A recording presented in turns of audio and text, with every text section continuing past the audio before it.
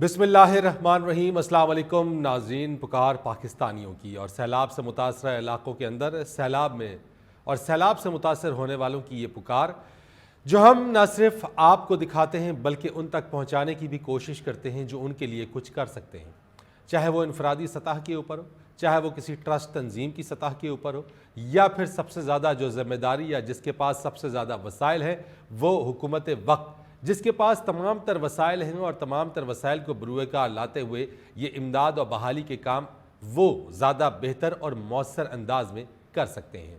बैरून मुल्क से आने वाली इमदाद के हवाले से बहुत सारे सवालात हैं, बहुत सारी बातें हैं। वहाँ से इमदाद आ रही है, अक़वाम मुत्तहिदा की तरफ से जो अपील है पाकिस्तान के लिए उसमें कई गुना इजाफा कर दिया गया है। लेकिन ये वो तमाम बातें हैं जो अब जब ये इमदाद आएगी, इन मुतासरीन तक पहुँचेगी, उनकी बहाली होगी, ये तब की बात है। लेकिन जो अशद ज़रूरत है, जो बिल्कुल फ़ौरन जिस चीज़ की ज़रूरत है वो सर छुपाने की जगह है, वो सैलाब मुतासरीन की बहाली है, वो उन बच्चों की सेहत है, ख़वातीन की सेहत है और इस हालिया आने वाली तबाही जिसके बारे में हमें ये बताया गया है और ये मालूम भी है कि मौसमियाती तब्दीली का ये शाखसाना है। ख़वातीन और बच्चे बहुत बड़ी तादाद में मुतासिर हुए। बहुत सारे लोग जो सफ़ेद पोश थे, जो देने वाले थे, वो आज लेने वाले बन चुके हैं। जो कल तक किसी की मदद किया करते थे, आज खुद किसी के इमदाद के मुंतज़िर हैं। इससे पहले कि अपने मुतासरा शख्स या मुतासरीन के हवाले से आपको बताएं, आज हमारे साथ इस प्रोग्राम में बात करने के लिए मौजूद हैं नामवर अदाकार हैं, किसी भी तारुफ के मोहताज नहीं है, नैयर एजाज साहब हमारे साथ स्टूडियोज़ में मौजूद हैं। बहुत शुक्रिया सर। अस्सलाम वालेकुम। और इसी के साथ हमें ज्वाइन करेंगे प्रोफेसर डॉक्टर रिजवाना चौधरी साहिबा, जो कि ऑब्स्टेट्रिक्स एंड गायनेकोलॉजी के शोबे से वाबस्ता हैं और सैलाब से मुतासरा इलाक़ों के अंदर ख़वातीन की सेहत से मुतालिक इन्होंने बहुत ज़्यादा काम किया है। अपने इन मेहमानों से बात करेंगे, लेकिन आज रुख करते हैं ठट्टा का।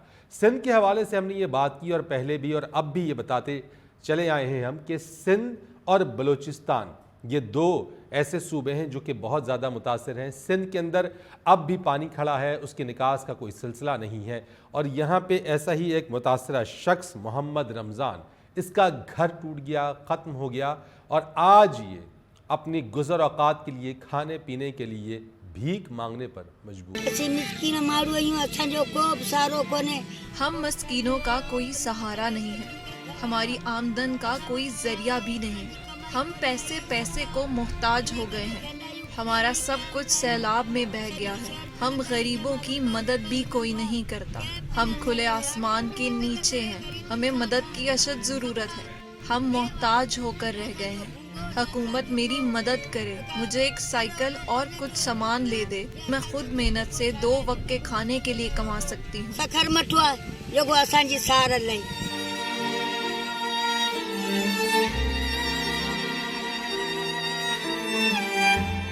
सकीना बीबी का शौहर भी अपने हालात से परेशान है। मेरी बूढ़ी बीवी बाजार में भीख मांगकर अपने और मेरे लिए रोटी तलाश करती है। मैं भीख मांगने को गुनाह समझता हूँ। मैंने तमाम उम्र मेहनत और मजदूरी करके कमाया, मगर अब मैं कमज़ोर हो चुका हूँ। अब ना मैं मजदूरी कर सकता हूँ, ना ही मेरी बीवी मजदूरी करने के काबिल है। ना आऊँ मजदूरी करने जड़ा, ना मुझे घरवाली करने जड़ा।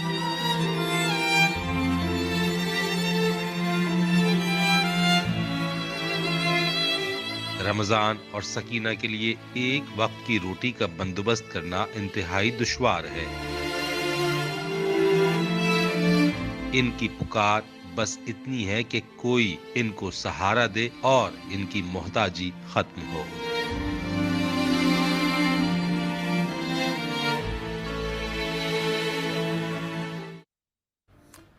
मेहनत मजदूरी करके खाने वाले आज भीख मांगने पर मजबूर हैं। सैलाब ने इन्हें इस नहज पर ला खड़ा किया है। इस पर बात करेंगे। नैयर एजाज साहब, आपसे मैं आगाज़ करता हूँ। बड़ी दुख और कर्ब की ये घड़ी है, बहुत ज़्यादा लोग परेशान हैं। आपने भी इन सैलाब मुतासरीन के लिए बहुत ज़्यादा काम किया और हमें इल्म है कि आप मज़ीद और कर भी रहे हैं। क्या समझते हैं कि इनफरादी सतह पे तो चले ठीक है कर रहे हैं, लेकिन इज्तमाई सूरत हाल आप समझते हैं कि ऐसी है कि हुकूमती सतह पर भी इसमें तेज़ी लाने की ज़रूरत है? बिल्कुल सर, देखें इंडिपेंडेंटली कुछ भी नहीं किया जा सकता। मैं एक आर्टिस्ट हूँ, इतना अमीर आदमी भी नहीं हूँ कि मैं को बहुत ज़्यादा कर सकूँ। जितनी औकात थी کچھ خود کیا، کچھ ادھر ادھر سے اکٹھا کر کے جو جا رہے تھے، جو بھیج رہے تھے، ان کے ہاتھ میں دے دیا کہ سر ہماری طرف سے یہ ضرور کر دیں۔ حکومت کی سطح پہ بھی کام ہو رہا ہے، یہ ہم نہیں کہہ سکتے کہ جی نہیں ہو رہا، حکومت کی سطح پہ بھی ہو رہا ہے، لیکن جس تیزی سے ہونا چاہیے میرا خیال ہے کہ اس تیزی سے نہیں ہو پا رہا۔ بہت سے مسائل اور بہت سی باتیں ہیں، چونکہ اگر آپ گورنمنٹ سے بات کریں گے تو وہ کہیں گے جو پہلے بیٹھے ہوتے تباہ و برباد کر کے چلے گئے، ڈالر کہاں پہنچ گیا، بلیم گیم سے تو کوئی فائدہ نہیں ہوگا۔ اب میں یہ عرض کرنا چاہوں گا کہ ہمیں من حیث قوم ہو کے سوچنا ہوگا۔ اس کے لیے یہ ہے کہ اگر ہر آدمی، ایک آدمی اگر 3 روٹیاں کھاتا ہے تو وہ اپنی 1 روٹی الگ کر دے ان کو بھیجنے کے لیے، 2 کھانے والا عادی کر دے۔ اس طرح اگر ہم سب اپنا تھوڑا تھوڑا حصہ ڈال دیں تو اس سے کئی لوگوں کو فائدہ بھی ہو جائے گا اور وہ پہنچ جائے گا۔ اور ہم صرف یہی سوچتے رہیں کہ جی حکومت کرے گی، حکومت نے پہلے کیا کر لیا جو آگے کر لے گی۔ تو ہمیں یہ کرنا چاہیے کہ ایک من حیث القوم ہمیں کمبائنڈ ہو کے ایک دوسرے کی مدد کرنی چاہیے، جتنا بھی ہو سکتا ہے ضرور کیا جائے تاکہ ان کو فائدہ پہنچے، اس تک پہنچ جائے۔ کیونکہ ایک سوچ یہ بھی ہے نا کہ یار اگر میں انڈیویجول کر لوں گا تو کیا ہو جائے گا، لیکن شاید وہ ایک قطرہ جو ہے وہ بھی آگے بڑھ کے اگر سب مل کے کر لیں تو وہ بہت زیادہ ہو جائے گا۔ اگر آپ کی ایک روٹی سے صرف 1 روٹی نہیں، آپ کے 1 روٹی دینے سے 10 روٹیاں اور مل جائیں گی تو کم از کم ایک فیملی کا پیٹ تو بھر جائے گا نا۔ جی ہاں، آپ یہ سوچ کے مدد کریں، آپ یہ سوچ کے مدد نہ کریں کہ میں یار میرے سے کیا ہو جائے گا، میں تھوڑا بھی کریں گے تو دوسروں تک پہنچ گیا سمجھو بہت ہے۔ یہ کرنے کی ضرورت ہے۔ ٹھیک ہے، میں پروفیسر ڈاکٹر رضوانہ چودھری صاحبہ آپ میرے ساتھ موجود ہیں۔ خواتین کے ایشوز بہت زیادہ ہیں، خواتین کی صحت کے مسائل بہت زیادہ ہیں۔ آپ سمجھتی ہیں اس وقت جو چیلنجز ہیں اور جو چیلنجز خواتین کو درپیش ہیں وہ ایڈریس ہو رہے ہیں، یا پھر ان کو صحت کے ساتھ جو مسائل جو لاحق ہیں وہ ان کے لیے خطرناک ثابت ہو سکتے ہیں؟ ڈاکٹر صاحبہ بہت شکریہ جی۔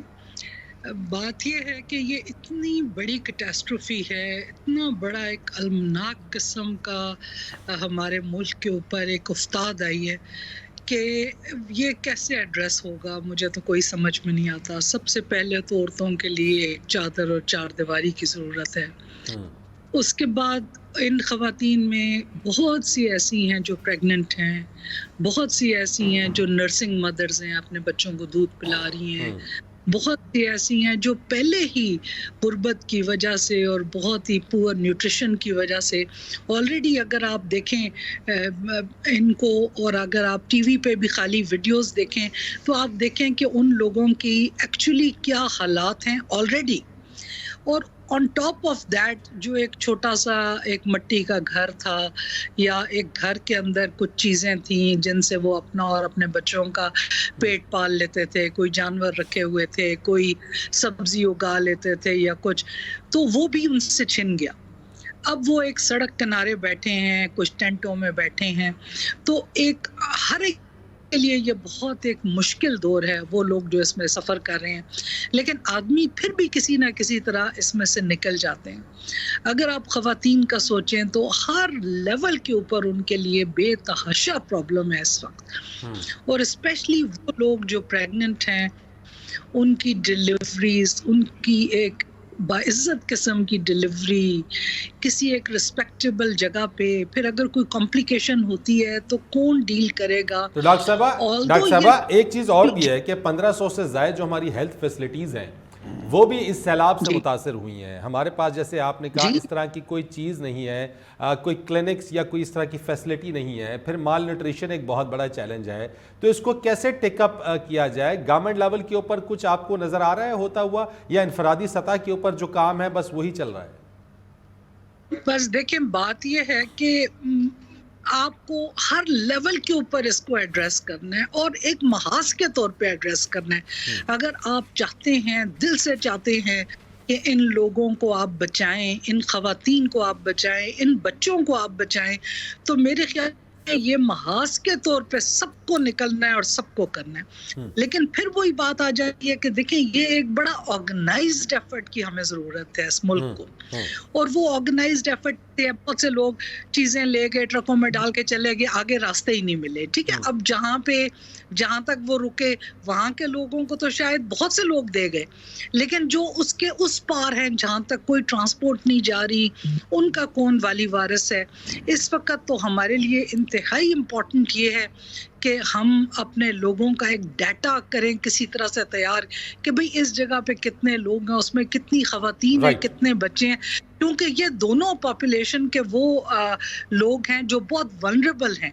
यानी सिंक्रोनाइज डेटा उसकी ज़रूरत है, यानी कि ये बात दुरुस्त। और इससे पहले भी अपने इसी प्रोग्राम के अंदर इस बारे में इस चीज़ की ज़रूरत को उजागर किया गया है कि अगर एक सिंक्रोनाइज डेटा हो, एक ऐसी ऐप हो, एक ऐसी टेक्नोलॉजी का इस्तेमाल करके डेटाबेस बना लिया जाए जहाँ पे दोहरे तौर के ऊपर या बार बार किसी एक ही फैमिली को इमदाद ना पहुँचे, और एक डेटा भी सामने आ जाए जिसके अंदर ये मालूम हो कि कहाँ पे इमदाद जानी है। वैसे अलखिदमत की तरफ से मोबाइल जो हेल्थ यूनिट्स हैं, जो हामला ख़वातीन हैं, वो भी तैयार किए गए। इस पर बात करते हैं। नैयर एजाज साहब हमारे साथ स्टूडियोज़ में मौजूद हैं और इसी के साथ साथ प्रोफेसर डॉक्टर रिजवाना चौधरी साहब आए, उनसे बात करेंगे लेकिन एक वक्फे के बाद।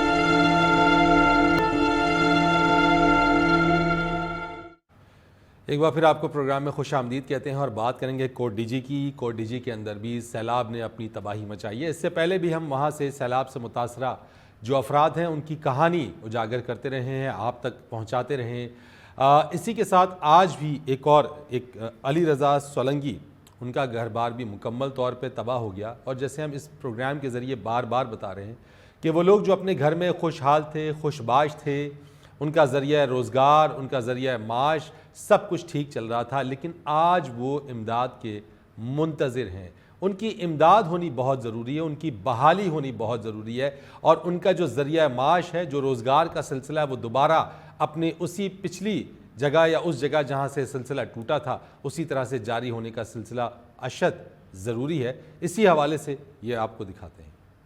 शहर में पानी आ, शहर में पानी आ, शहर जावे मानू दर पदर थी वया में थे वो सारे डूब गए।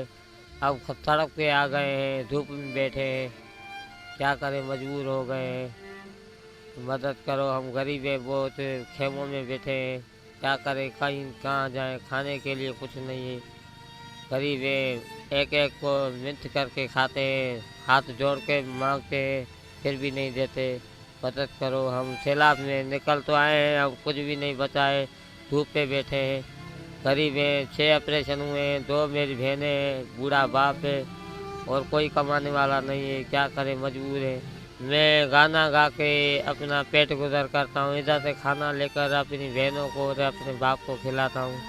हुकूमत वाले कुछ भी नहीं दे रहे हैं। अब राशन लेने जाते हैं तो ठोसे मारते हैं, डंडे मारते हैं, उधर से भगा देते हैं। कहाँ जाएं हम? सरकार को अपील करता हूँ तो गरीबों की मदद करे। हम यतीम में धूप पे बैठे हैं, सैलाब आ गया, पता नहीं कहाँ से आ गया, सारे घर बार डूब गए, अब हम धूप पे बैठे हैं।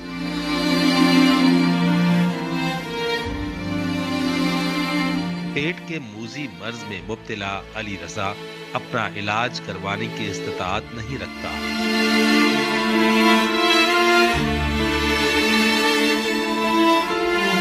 ये बुलंद हौसला नौजवान मदद को पुकार रहा है।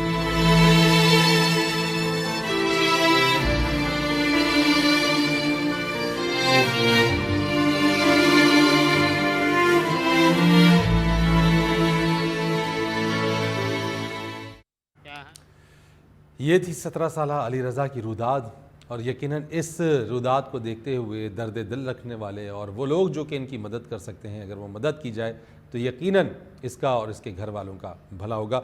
नैयर एजाज साहब, आपने भी बात की कोऑर्डिनेटेड एफर्ट्स की, डॉक्टर साहबा ने भी बात की कोऑर्डिनेटेड एफर्ट्स की। अपने एंड के ऊपर लोगों के अंदर तो है, चैरिटी के अंदर हम बहुत ज़्यादा आगे बढ़ जाते हैं। मज़ीद आप इसमें कुछ अपील करना चाहते हैं, कुछ कहना चाहते हैं इस चीज़ के अंदर, क्योंकि जो स्टोरीज़ आपने देखी, इसमें दूसरी स्टोरी भी देखी, उसके अंदर आप क्या समझते हैं इसमें? देखिए, मैं सिर्फ ये रिक्वेस्ट करना चाहूँगा अपनी हुकूमत से, हमारे जो ہمارے تحفظ کرنے والے ادارے ہیں ان کے پاس تمام فیسلٹیز ہوتی ہیں. تو یہ جن جن جگہوں پہ لوگوں کو فیسلٹیز نہیں مل پا رہی وہاں اپنے جو ہیلی کاپٹرز ہیں ان کو تھرو جائیں, ان کو وہاں تک پہنچائیں. اپنے ساتھ ہر علاقے میں 4 5 6 ڈاکٹرز بھی لے کے جائیں, دوائیاں بھی لے کے جائیں, جن کو جو پرابلمز ہیں وہ ادھر ان کا حل کر دیں. خوراک تو جا رہی ہے, جس سے جتنا ہوتا ہے وہ بھیج رہا ہے, اس طرح کی بھی وہ کر دیں. اور دوسری بات یہ میں کہوں گا ہمیشہ کہ اللہ تعالیٰ جب رحمت برساتا ہے تو وہ ہمارے لیے بے رحمت ہو جاتی ہے. اگر ہم بڑے بڑے وہ ڈیمز نہیں بنا سکتے, لیکن ہم یہ کیوں نہیں کر سکتے کہ جی ہر چھوٹے علاقے میں جہاں جہاں تباہی آتی ہے وہاں ایک بڑے بڑے سے کوئی 1000 2000 فٹ گہرے کھڈے کیوں نہیں کھود دیے جاتے کہ پانی جو ہے وہاں چلا جائے, وہاں سے ہمارے استعمال میں اس کے لیے بھی آ جائے. اگر آپ ڈیم نہیں بنا سک رہے تو کم از کم یہ تو کریں تاکہ مسئلوں سے تھوڑا بہت. اس کے لیے بڑی بہتر ٹرمنالوجی واٹر کنزرویشن کی, واٹر مینجمنٹ کی, رین واٹر مینجمنٹ کی, کہ آپ انڈر گراؤنڈ ٹینکس بنا کے ان کو سیو کر لیں. یہ کب ہوگا؟ مطلب جب تباہی ہو جاتی ہے پھر بیٹھ کے سوچ رہے تھے, سوچتے بھی ہم چند لمحوں کے لیے ہیں. بات یہ ہے جس کو پرابلم ہوتی ہے تکلیف اس کو ہوتی ہے. ہم تو دیکھ کے کہہ دیتے ہو جی بڑا افسوس ہوا یار, بڑی ایسی بات ہے, لیکن یار جن کے ساتھ بیت رہی ہے افسوس تو ان بیچاروں کو زیادہ ہو رہا ہے. تو ہم اس پہ کیوں نہیں سر جوڑ کے بیٹھ سکتے کہ یار یہ چیزیں آئندہ نہ ہوں, ہم کچھ ایسا کر لیں جس سے چیزیں جو ہیں وہ بہتری کی طرف. اور موسمیات کی تبدیلی سے پاکستان متاثر بھی ہے. اب اگر متاثر ہے تو یقیناً اس جیسی آفات یا بارش یا اس طرح کے اثرات بار بار پاکستان کو آئیں گے. تو اس کے حل کے لیے بیٹھ جائیں نا, اس کے حل کے لیے بیٹھے. یہ خواہ کے ڈرامے بازی چھوڑ کے پاکستان کے جو مسائل ہیں اس کے اوپر بیٹھا جائے, ان چیزوں کو بہتر کیا جائے تو چیزیں بہتر ہونا شروع ہو جائیں گی. جب آپ کرنے ہی نہیں چاہ رہے, آپ کو فرصت ہی پتہ نہیں کس چکروں میں آپ پڑے ہوئے ہیں, تو پھر آپ کسی کی نہ مدد کر سکتے ہیں نہ مدد ہوگی. ٹھیک. ڈاکٹر صاحبہ آپ جو بات کر رہی تھیں, چونکہ اس چیز سے مزید ایک سٹیپ اگر آگے چلے, اگر مجھے مختصراً بتا دیجیے گا کہ ابھی تک یہ جو UNFPA کی بھی رپورٹ آئی, UN کی بھی رپورٹ آئی خواتین کے حوالے سے, بچوں کے حوالے سے, تو کیا ان چیزوں کو ایڈریس بھی کیا جا رہا ہے یا پھر ان خواتین اور بچوں کو حالات کے رحم و کرم پر چھوڑ دیا گیا ہے؟ دیکھیں, آپ کی دونوں باتیں ٹھیک ہیں. کچھ ایڈریس بھی کیا جا رہا ہے, کچھ NGOs ہیں جو بہت اچھا کام کر رہی ہیں, گورنمنٹ کے ادارے بھی کچھ نہ کچھ اپنی کیپیسٹی کے مطابق کام کر رہے ہیں. لیکن جتنا بڑا یہ افتاد ہے, جتنی بڑی مصیبت ہے لوگوں پہ آئی ہوئی, میرے حساب سے اس حوالے سے ابھی تک ہم بالکل اس کے آپ یہ سمجھیں کہ 5% بھی ہم نہیں پہنچ سکے جہاں ہمیں پہنچ جانا چاہیے. تو ہمیں بہت زیادہ ضرورت ہے اس ملک کو کہ ہم ایک شارٹ ٹرم پلاننگ کریں اور ایک لانگ ٹرم پلاننگ کریں. شارٹ ٹرم پلاننگ میں تو میں نے جیسے بتایا, سب سے پہلے تو آپ ایک ڈیٹا تو اکٹھا کریں. آئی ایم شیور کہ ان میں سے میجورٹی لوگوں کے پاس ID کارڈز بھی نہیں ہوں گے. تو آپ ایک ڈیٹا کمپائل کریں کہ کتنے بچے ہیں, کتنی عورتیں ہیں, کتنے آدمی ہیں, ان میں سے پریگننٹ کتنے لوگ ہیں, کون وہ ہیں جو بہت بوڑھے ہیں جن کو یعنی امیجیٹ ہیلپ کی ضرورت ہے. اور ایک شارٹ ٹرم یہ ہے, اور اس کے بعد آپ نے اس کو ایڈریس کیسے کرنا ہے. پھر آپ ٹیمز بنائیں. ٹیمز نے ظاہر ہے ان کی 2-3 چیزیں ہیں. ایک یہ کہ شیلٹر پرووائڈ کرنا ہے, دوسرا یہ کہ آپ نے میڈیسن کو ایڈریس کرنا ہے, یعنی ڈاکٹرز آپ کو اکٹھے کرنے کی ضرورت ہیں جو کہ ہر ایسی جگہ پہ بہت سے لوگوں کو جہاں پہ رکھا جائے وہاں پہ وہ ڈاکٹرز جائیں. آپ کو مفت ادویات کی ضرورت ہے. And I am sure Pakistani قوم ایسی ہے کہ وہ ہر لحظے ہیلپ کرنے کو تیار ہیں, لیکن ایک گائیڈ لائن ہونی چاہیے کہ ہم نے کیا کرنا ہے, کیسے کرنا ہے, کن لوگوں کے لیے کرنا ہے, اور ہمارے پاس ایگزیکٹلی کتنے لوگ ہیں, ان میں سے کتنے لوگ پریگننٹ ہیں, ان پریگننٹ عورتوں کے لیے کیا کیا جائے. اس اچھا ڈاکٹر صاحبہ, یہ جو ہیلتھ یونٹس کی بات ہوئی ہے الخدمت کی طرف سے جو ہیلتھ یونٹس کی بات ہوئی ہے اس وقت, تقریباً 500 کے قریب جو ہیں وہ خواتین اس میں رجسٹر بھی ہو گئی ہیں, تو کیا کہتی ہیں آپ اس میں کہ یہ ایک اچھا سٹیپ ہے, اس سے بہتری آئے گی؟ یہ بہت ہی احسن قدم ہے الخدمت والوں کا, اور وہ اور بھی بہت سے اچھے کام کر رہے ہیں, لیکن اس سے بہتر اور کوئی چیز نہیں ہے, اسپیشلی خواتین کے لیے, اسپیشلی ان کی ڈیلیوریز کے لیے, سیف کٹس دینے کے لیے, تاکہ وہ اگر وہ ڈیلیور ہو بھی جاتی ہیں اور اس وقت وہ ہیمریج سے بچ جاتی ہیں تو بعد میں وہ انفیکشن سے نہ مر جائیں.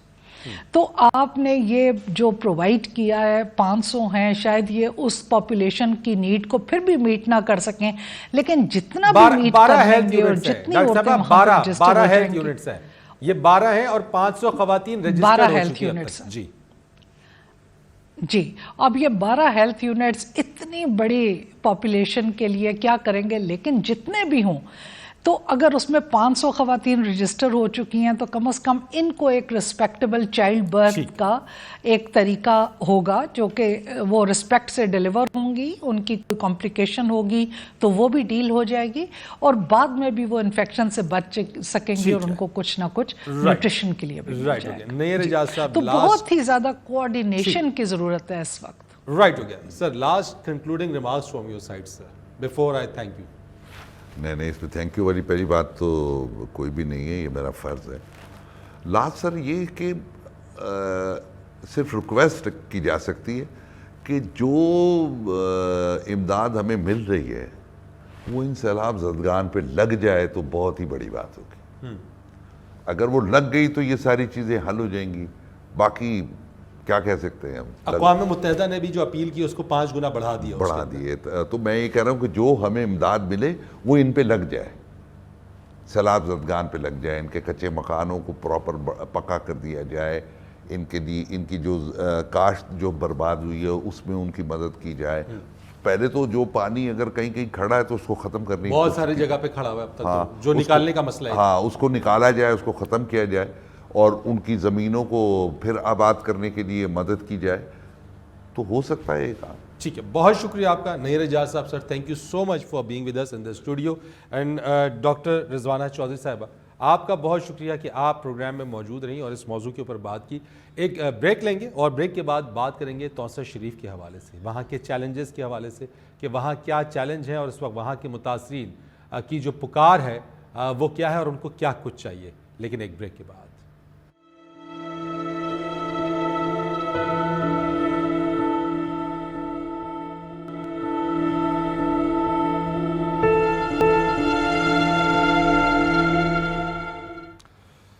حالیہ سیلاب سے توسہ شریف بھی شدید متاثر ہوا اور یہاں پہ سیلاب متاثرین کے لیے جو حکومتی امداد آئی وہ سیاسی کارکنوں میں اس کی بندر بانٹ ہو گئی.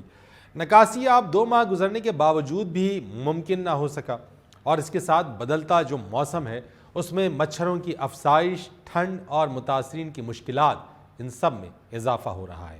یہاں تک متاثرین کی جو بحالی ہے، امداد ہے، اس کی صورتحال کیا ہے اور اس وقت جو متاثرہ علاقے ہیں توسہ شریف کے، وہاں لوگوں کی پکار کیا ہے. نمائندہ نیوز محمد عمران ہمارے ساتھ موجود ہیں، ان سے اس پر بات کریں گے. محمد عمران صاحب یہ بتائیے گا کہ توسہ شریف میں کس حد تک امداد آئی، بحالی کا کام کہاں تک پہنچا ہے؟ جی فرید صاحب شکریہ سر. یہاں پر توسہ میں جو ہے ابھی تک کوئی حکومتی جانب سے جتنی بھی امداد آئی ہے، جیسے بھی آپ نے بتایا بندر بانٹ ہوئی ہے، کیونکہ عمران خان صاحب ہے انہوں نے اپنے من پسند لوگوں کو وہاں پہ جو ان کے نمائندے تھے پی ٹی آئی سے تعلق تھا ان کو دیے گئے، اور یہاں پہ مریم نواز صاحبہ توسہ آئی تو وہ ان کے بندوں کو دی گئی، یعنی کہ نون لیگ والے جتنے بھی تھے ان کو نوازا گیا. جو لوگ ہیں ایکچوئل جو فلڈ افیکٹڈ پیپلز ہیں ان تک یہ امداد نہیں پہنچ رہی، کیونکہ یہاں پر 2 ماہ گزر چکے ہیں، لوگ ویسے چلا رہے ہیں اور ضلعی انتظامیہ جو ہے وہ بالکل غائب ہے. ابھی تک وہ اس بات کا تخمینہ نہیں لگا سکی یہاں پہ نقصان کتنا ہوا ہے. اور اس کے علاوہ جو ہے یہاں پر توسہ کے جتنے بھی یہاں پہ، کیونکہ اب سردی کا موسم بھی آ رہا ہے، اوپر سے کیونکہ لوگ جو ہیں مچھروں کی بہتات ہے، مچھر سے لوگ متاثر ہو رہے ہیں اور ملیریا یہاں پہ پھیلا ہوا ہے. یہاں پہ شیلٹر نہیں ہے، لوگ اب امدادی سرگرمیاں جو ہے اس لیول پہ پہنچ چکی ہیں، کیونکہ سردیوں سے پہلے ہم نے ان کو اپنے گھروں میں دوبارہ آباد کرنا ہے. آباد کاری کی طرف توجہ نہیں دی جا رہی. لوگ اپنی مدد آپ کے تحت، کسی نے اگر ایک آدھ مکان بنا لیا ہے تو وہ الگ بات ہے، یا فلاحی اداروں کی جانب سے بنائی جا رہی ہے، لیکن حکومتی جانب سے ابھی تک وہاں پہ پٹواریوں کے ذریعے وہ تخمینہ لگا رہے ہیں کہ نقصان ہوا کتنا ہے. تو اس میں کتنا اندازاً اور وقت لگے گا؟ کیونکہ تخمینہ لگانے کا اگر اس میں تعین نہیں ہو سکا تو جو چیلنجز ہیں وہ تو بڑھتے جائیں گے. سرد موسم کی وجہ سے متاثرین کی مشکلات میں اضافہ ہوتا چلا جائے گا.